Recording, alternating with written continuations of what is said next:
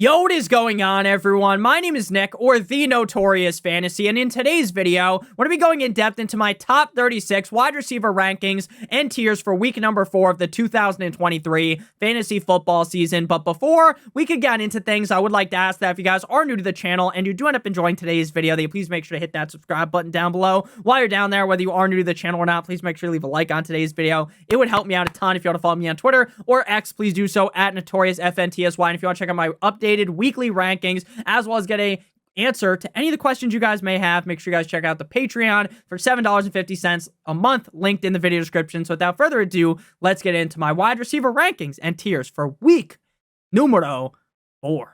We begin with the number 1 wide receiver on week number 4 inside of the S tier, and that is Justin Jefferson of the Minnesota Vikings going up against the Carolina Panthers in Carolina. Now, this must be a trouble in paradise situation for Justin Jefferson in Minnesota. He's going to Instagram, posting basically the Declaration of Independence, and while he's not saying the Minnesota Vikings are dog shit and this is really bad and I just want to win some games, he's basically implying that, right? He's doing what kids would do in like middle school or high school. If you're around my age of 24, you'd probably understand this, where they go on Snapchat and they're like, don't talk to me on here. I'm deleting Snapchat. I don't want to talk to you fake motherfuckers. If you know me, then you know my number. You can contact me there, but I'm not going on Snapchat, this, that, and the other thing, right? Basically, he's implying that the Minnesota Vikings are a unmitigated disaster, and it looks like he wants out. Now, is he actually going to get out? Fuck no, baby. He's probably stuck to the Minnesota Vikings, stuck like glue, ooh, ooh. But I do think that even while there's trouble in paradise, the matchup against the Carolina Panthers is magnifique. This offense is humming at a very high degree. This is one of the best offenses in the NFL. It's just a shame that the running back core is not the best and that their defense is absolutely garbage. So currently on the season, Justin Jefferson, the wide receiver 3 in PPR. I have very strong beliefs in him this Sunday up against the Panthers in Carolina. At number 2, we have Keenan Allen of the LA Chargers going up against the Las Vegas Raiders at home in LA. Keenan Allen has been on a heater. Wide receiver 1 in week 2, wide receiver 1 in week 3. Currently the wide receiver 1 on the season, and he has yet another soft serve cupcake matchup. This man had 20 targets, 18 receptions, 215 receiving yards, and a touchdown last week. He has 3 touchdowns over the last 2 games, and this team just lost Mike Williams for the season, so there's even more reason to believe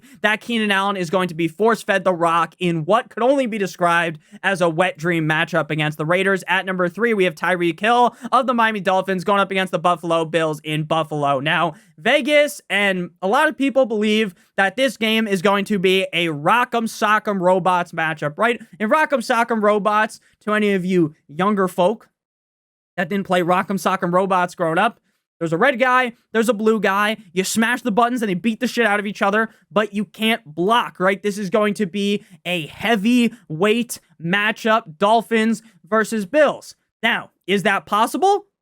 100%. But I think the more likely outcome is going to end up being that this ends up being like a 24-21, 23-21 game. Now, is that super low scoring to where Tyreek Hill or Stephon Diggs can't be successful? No, but I don't think this one's going to be that fireworks show that a lot of people are thinking. Now, up against the Bills defense, this is going to be a tough matchup, right? This is no Denver Broncos garbage-ass defense. But I still believe that when you have a guy like Tyreek Hill, right, who could take a 3-yard slant directly to the crib, 99 yards off of wiggle in once, you have to rank him highly, right? Even in these matchups that are perceived to be tougher, I'm still firing up Tyreek Hill with supreme confidence. And there's also a chance that this Bills defense that all these Bills fans are giving the gawk 9000 to, they're doing tricks on it, might just not be that great. It's just they look amazing going up against Sam Howell and the Commanders. So maybe the Commanders are a little bit fraudulent and the Bills defense is just so-so. Again, I'm not saying the Bills defense is dog shit, but they might not be as good as people are giving them credit for. At number 4, the other receiver in this game until we get to Jalen, waddle away, waddle. Stephon Diggs of the Buffalo Bills going up against the Miami Dolphins. Now, week 1, the Bills get shellacked by the Jets. But Diggs is the wide receiver 4. Next week, wide receiver 37, then wide receiver 13. even in losing efforts or even in tougher matchups, we know that Josh Allen is going to force the ball to Stefon Diggs. So even if the Dolphins defense looks good here, I do think Stefon Diggs will get his and have a really solid week number 4. Make sure that if you guys do enjoy today's video, you hit that subscribe button, hit that like button.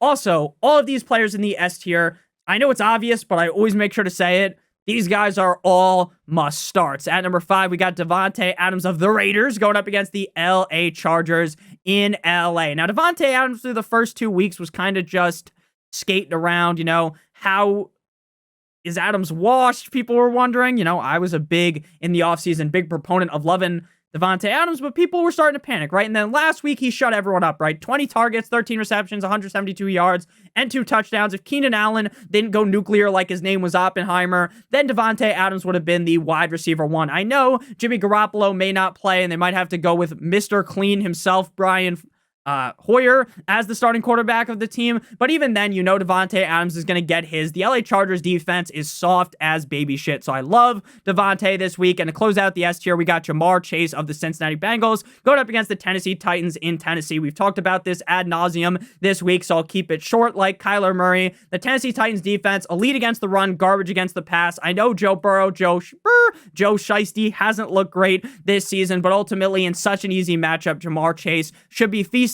like a fat kid at Thanksgiving dinner. Moving down to the A tier at number 7, we have A.J. Brown of the Eagles going up against the Washington Commanders at home in Philly. Now, A.J. Brown is a boom or bust wide receiver weekly. A.J. Brown's either going to finish as a top, I would say, 20, top 18 receiver, or he's going to bust as like the wide receiver 50, seeing not as many targets as you would want. Week 1, wide receiver 21, week 2, wide receiver 70, and week 3, wide receiver 11. But the reason why you play him every week and deal with the ups and downs, the roller coaster ride that is having A.J. Brown, is that he is in one of the most elite offenses in the NFL with a quarterback that loves to throw him the ball in the red zone. A.J. Brown has yet to score a touchdown yet this season, and I think that changes this week up against the Commanders. At number 8, we have Chris Olave of the New Orleans Saints going up against the Tampa Bay Buccaneers at home in New Orleans. Now, it's very likely that famous Jameis Winston is the starting quarterback in this game, and I still think Chris Olave is going to get his, right? 10 plus targets in every single game. Currently the wide receiver 12 on the season, and there's a chance that Jameis plays like Jameis does. Maybe he throws 17 picks in this game and Chris Olave ends up as a big fat bust, but maybe Jameis is slinging it deep down the field and Olave gets 3 touchdowns. He's another one of those guys that has been immune to the touchdown, 0 touchdowns all season, but another guy where that could change with famous Jameis this week. At number 9, we got Devontae Smith of the Eagles going up against the Commanders. He was sick on Thursday. Motherfucker, I'm ill, not sick, listed with an illness. But I'm going to assume he plays, right?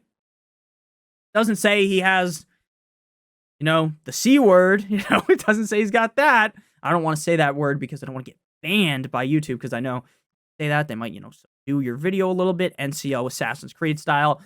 I assume he's going to play.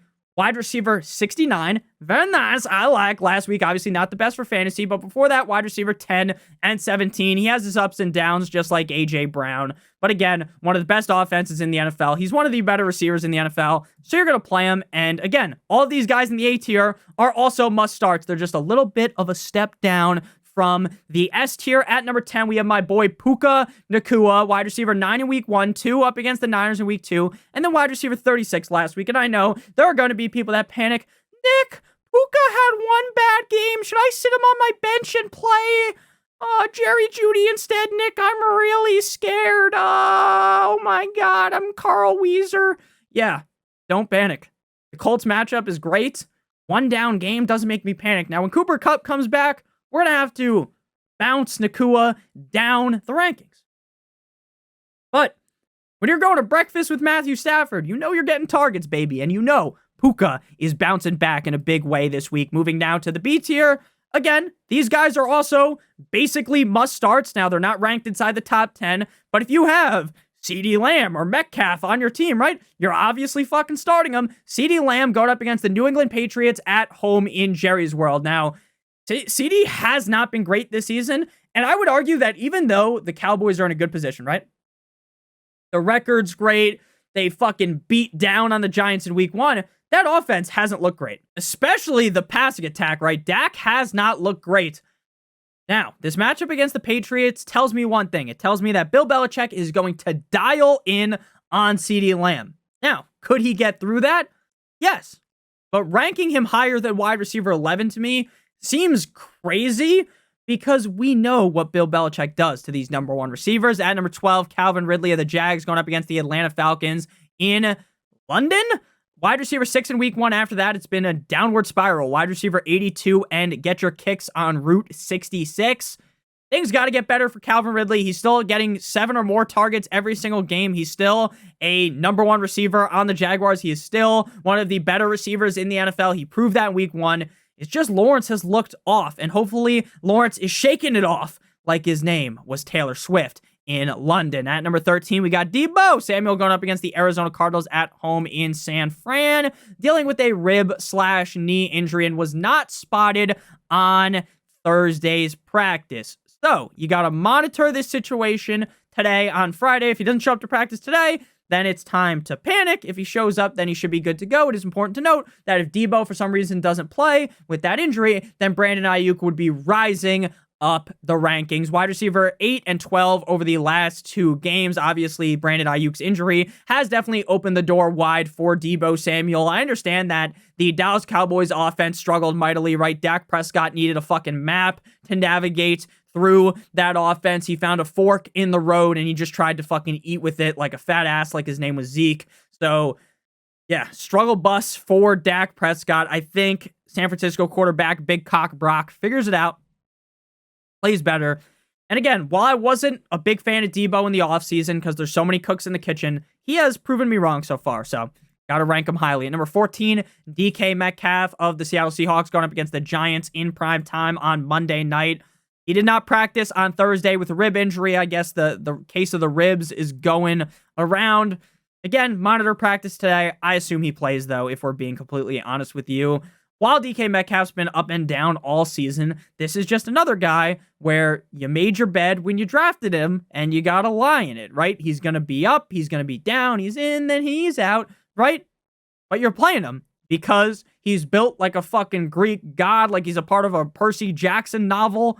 So yeah, you're playing DK Metcalf at number 15, especially against the Giants. At number 15, Michael Pittman Jr. of the Indianapolis Colts going up against the Rams. 2 down games, but it is important to note that those down games weren't even that down bad. Wide receiver 22 and 38, and basically Anthony Richardson wasn't playing in those games. Anthony Richardson is now back, good to go up against a Rams defense that does look better than I thought they would, but they are not world beaters. Michael Pittman has continued to see 11 or more targets in every single game.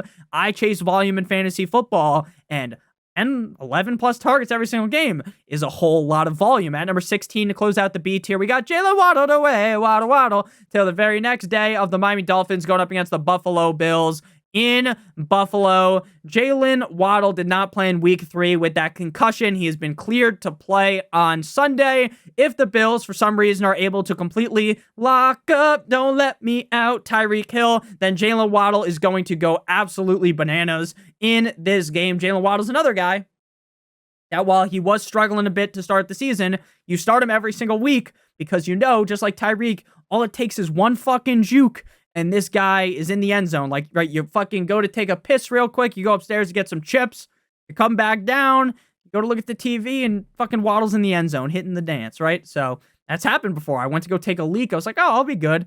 I'm looking at my phone, maybe flipping through TikTok. I walk back upstairs, fucking look at the TV, and it's like, and he's got Waddle, and he's like in the end zone, and he's hitting the dance, so yeah, it's definitely possible that Jalen Waddle has a down game. But again, the upside is so high that you really can't rank him lower than this. Moving now to the C tier. This is where things start to get a little bit more spicy, but all still guys that in a majority of scenarios, when people are asking me start-sit questions, these are guys that fall into your lineup. Tyler Lockett in my pocket. Skirt up against the Giants in MetLife. Now, Lockett is more inconsistent than Metcalf. Wide receiver 96 and 56. Very up and down. But if he continues on this trend, bad game, good game, bad game. You know what's coming this week? A good game. Geno Smith has been playing quite well. Now, I thought the reason why Lockett might have a demise this season, his Achilles heel, would be JSN, but JSN has been doing his best fucking Harry Potter Leviosa impression. Is that even the spell? I don't remember. Just invisibility, right? He's invisible. He's not doing anything. It's like John Cena. So Tyler Lockett in my pocket, still inconsistent, but JSN isn't really that big of a factor. Lockett still has that big upside weekly. So again, when you have a guy with so much upside like that, it's hard to rank them low. I get that he could easily be the wide receiver 80 this week, but he could also be the wide receiver number 1. At number 18, we got Amari Cooper of the Cleveland Browns going up against the Baltimore Ravens at home in Cleveland. Deshaun Watson came alive like he was inside of a rub and tug last week. I feel like that really helped out Amari Cooper a ton. 8 targets, 7 receptions, 116 yards, and a touchdown. The Ravens defense is pretty middle of the road, maybe upper middle of the road. So this could be a tougher matchup, but I still think Amari Cooper gets it done. And if Deshaun Watson keeps slinging the pigskin like he did last week, we have high hopes in Amari Cooper. And number 19, we got T. Higgins of the Bengals going up against the Le Titans in Tennessee. Now, last week up against the Rams was the Jamar Chase show, right? He's the guy getting all the targets, getting all the fantasy points. And T. Higgins is like Adam 22 in the corner, getting cucked, while Joe Shiesty and Jamar Chase have all the fun. Wide receiver 84 last week. But ultimately, this is a great matchup yet again. I think Joe Burrow is going to be playing a lot better, so I can't really find any hate in my heart, like I'm the Grinch, to rank T. Higgins lower.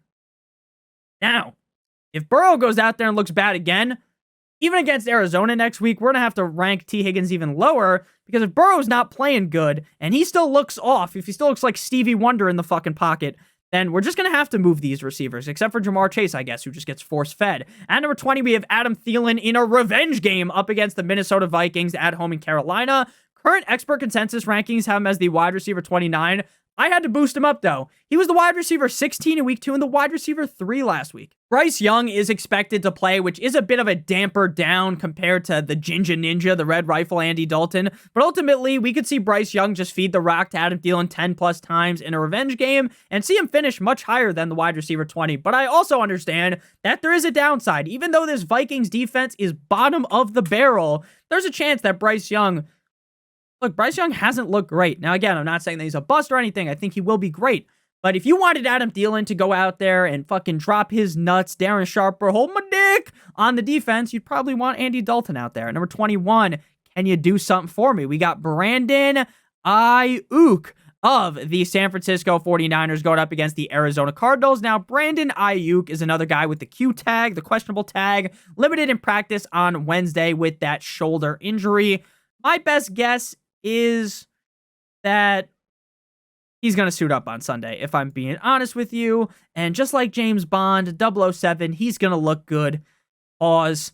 That was like a suit up joke because James Bond wears a suit, but maybe he wears a tux. So maybe that joke goes right over your head like a fucking airplane joke. So I know that one wasn't funny, but Brandon Ayuk here, another one of those guys. He's on an elite offense. I get him and Debo are inconsistent. So is George Kittle. The only consistent guy in that offense is fucking Christian McCaffrey, who scores a touchdown every single game. He could close his eyes and run one in. You're still playing Ayuk up against the Arizona Cardinals defense. Again, I get they look good against Dak. And I know Brock Purdy isn't the best quarterback on earth. And I know Cowboys fans are like, I really hope the 49ers suck because then maybe we won't get made fun of so bad. You're always going to get made fun of Cowboys fans because no one likes Cowboys fans. No one. Again, I don't actually hate Cowboys fans. This is what it is. You can like any team, right? I'm a Dolphins fan. You like the Patriots? Sure. I like to dance on your grave a little bit when the Dolphins beat you. But again, I don't hate you if you're a Jets fan, Bills fan. You can like any team. It doesn't fucking matter to me, right? I like the Dolphins. Some people hate the Dolphins. It is what it is. But Cowboys fans, it's easy to make jokes at you, right? It's easy to throw daggers your way. So Ayuk, you're obviously starting him at number 22. Nico Cousin, let's go bowling. Nico Collins of the Houston Texans going up against the Steelers.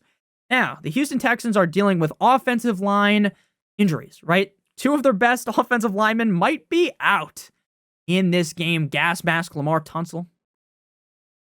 Danger of missing. My boy Tunsil, though, Dolphins legend. I love him. And that gas mask video, I thought that was like hilarious when I was 13 and he got drafted. But down game last week. Hank Dell and him were hitting the left, right. Ooh, is that the song? It's like lift, do it right, do it. No, I can't do the dance. I've got as much fucking rhythm. I'm like the whitest guy alive, so that dance was terrible. But man, oh man, Nico Collins has looked good this season. One down game isn't gonna make me throw him all the way down the rankings. Now the matchup was enough to rank him here. You could put him in the other tier, but I do feel a little bit more comfortable with Nico Collins than the next tier we get into, and that begins with Mike Evans. Now, Mike Evans is a guy that, if I'm being honest with you, if you ask me if you want to start him or not, I'd probably tell you not to start him, but I can't bury him so far in the rankings because of my one worry. And my worry is that Mike Evans goes toe-to-toe, chicken versus Peter Griffin, with Marshawn Lattimore.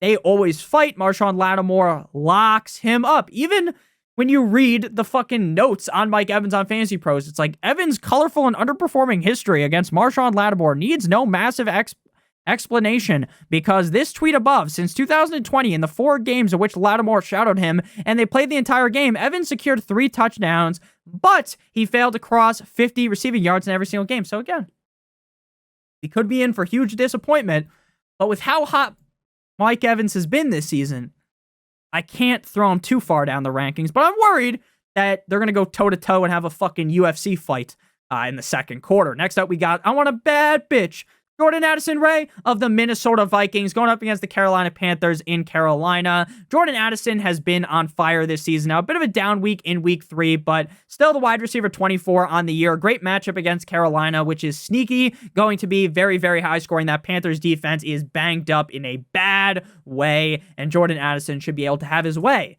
with the Panthers defense.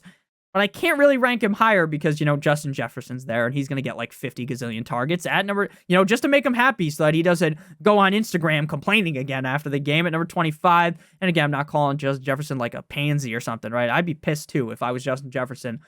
I was on the Vikings. I'm not on like some great team like the Dolphins, of course. At number 25, we got George Pickens. Now, the problem with George Pickens is not George Pickens. He looks better than he did last year. Amazing in contested catches. Looks good. Problem is, small hands Kenny Pickett ain't it. He ain't good. Now, Nick, he looked good against the Raiders last week. I know he did. How many quarterbacks do you know that look bad against the Raiders, right? So, now he gets the Texans, a sneaky good defense under DeMeco Ryans. Can't rank him much lower than this. But again, he's been the wide receiver 49, 11, and 38. Even in the good games, he's still not ranking too high. Wide receiver 27 on the season. So I think his spot at wide receiver 25 is fair. At number 26, we got CK Christian Kirk of the Jaguars going up against the Falcons. Now, even through the trials and tribulations of this Jaguars offense, Christian Kirk has still been eaten. Wide receiver 13 and 26 over the last 2 games. Even with Calvin Ridley getting targets, Christian Kirk has really built into his own in this offense. The Atlanta matchup's pretty meh. It's trending towards good matchup. Now, in London is where everything goes crazy, right? This matchup might end up being like you're fucking watching it at 9 a.m. in the morning. You smoke a bowl. I don't do that, but maybe that's what some people do. Smoke a bowl, get real high, watch the Toy Story animated version of this game, and fucking Christian Kirk dressed as fucking Buzz Lightyear scores 4 touchdowns. Wouldn't really be that crazy. Or this game being like Young Ho Koo has 8 field goals or something crazy. Like, that could be it as well. The London games are always a little bit weird. But at the end of the day, again, Kirk has performed so well that he deserves his spot inside the top 30. At number 27, we got Zay Flowers. Zay Flowers has been pretty consistent as around a 10-target guy. Wide receiver 16, 51, then 35. Browns defense definitely rock solid, so I can't push him up higher. But Lamar in this offense has looked good. So... And Bateman's looked bad. We don't think Odell's going to play. And his number 2 receiver is going to be fucking Nelson Aguilar. But the touchdowns have been lacking. So hopefully he could find pay dirt this week. At number 28, Tank Dell. Now, Tank Dell's matchup scares me. But we always talk about this. In fantasy football, I have this rule. Now, I don't think everyone abides by this rule, but I always do. It is called the NBA Jam rule. Nick, I've heard you say this a million times over the last couple of years. It's true, though. I talk about it every single fucking year. A guy is on, he's on fire. Play him, right? Tank Dell, wide receiver, 19 and 7 over the last 2 weeks. Are you going to sit that? A guy that scored a touchdown in back-to-back games. Now, I get it. This Steelers matchup is no cupcake, soft serve ice cream, easy work, right? This is not light work. what it might be for Tank Dell. Him and CJ Stroud's connection has been insane in the membrane. Moving now to the E tier, we got Jacoby Myers of the Raiders going up against the Chargers. Now, I was a Jacoby Myers detractor in the offseason. I was talking about how they have Devontae Adams. They're not going to use Jacoby Myers. And then Jimmy Guap, Jimmy Pornstar, Jimmy G-Spot has been feeding him the rock, 10 or more targets in each game. Definitely would rank him higher if I knew for sure that Jimmy Garoppolo was going to play. But with how the concussions have went in the NFL, it really feels like it's probably going to end up being Brian Hoyer. So we got to move Jacoby Myers lower, even in a good matchup. At number 30, Joshua Palmer. Now, if I am the head coach of the LA Chargers, I am feeding Keenan Allen, Austin Eckler, and Quentin Johnston. But this is a big but. Shout out to Sasha Gray. We all know that Joshua Palmer is going to be the number 2 target on this team. Just know that. Once Mike Williams went down last week, it's not like Quentin Johnston started getting fucking fired up, like he started rising up like your cock in the morning. No, he didn't. It was Joshua Palmer. So again, while I think Quentin Johnston's better than Joshua Palmer, I don't think that the coaching staff there thinks that. At number 31, Tutu Atwell of the Rams going up against the Colts in Indy. Till Cooper Kupp's back, Tutu has to be ranked inside of the top 32. Wide receiver 19 last week, 31 in week 2, 15 in week 1. Clearly has top 15, top 12 upside. Wide receiver 14 on the season. Again, I think Puka comes back into form, which he didn't really do in week 3. So I think that is going to impact Tutu, as well as the fact that I think Kyron's going to play better. But hey, essentially Tutu could have had 2 touchdowns last week. So I think we still need to give him some more credit. And again, if you guys want my updated rankings, I post them every single week on Patreon. They're updated all the time. These rankings could change, so I might move Tutu back up. But before we get on in, because I almost forgot to do this, before we get on into the final rankings, I would like to give you guys a quick word from our friends and our sponsor over at Manscaped. Fresh ball fall is upon us, and you need to be in the festive spirit. Light a candle, get some pumpkin spice, and make sure your balls are looking nice with the sponsor of today's show, Manscaped. Nature may clear the leaves of their trees, but you'll need Manscaped's help to get you ready for that sweater weather. Get your pants puppies prepared for cuffing season with a trim as refreshing as a fall breeze by going to manscaped.com and using code Notorious for 20% off plus free shipping. Manscaped has some of the greatest tools for grooming as a guy. As someone that has used some other products and things haven't went too well, I will assure you that Manscaped is on the top of the line. Again, bring in fall right and get 20% off and free shipping with the code Notorious at manscaped.com. That's 20% off with free shipping at manscaped.com, and use promo code Notorious as the leaves fall. Make sure you have it all with Manscaped. Back on into things again, I feel pretty safe with Atwell. If I'm being honest with you, I probably feel the safest with Atwell out of these guys, but I think like Jacoby Myers could legitimately pop off and be like the wide receiver 5. I think Joshua Palmer can as well. I just don't see Tutu doing that with Puka Nacua on the team. At number 32, Cortland Sutton. Cortland Sutton was really the only useful part. I'm itching my nose like I just snorted a bunch of cocaine during our ad break, but trust me, I didn't do that. Right? Joke. Anyone out there. Obviously, I don't snort cocaine in the middle of my videos. I wait until after. So, Cortland Sutton was the only bright spot, and he fumbled two times last week. 11 targets, 8 receptions, 91 receiving yards, 1 touchdown. He's looked better than Jerry Jeudy. Seems like Russell Wilson has a connection with him, and he's going against the Bears in Chicago. The perfect matchup, but I can't rank him higher because we all know deep down that this Broncos team might just be cursed or something.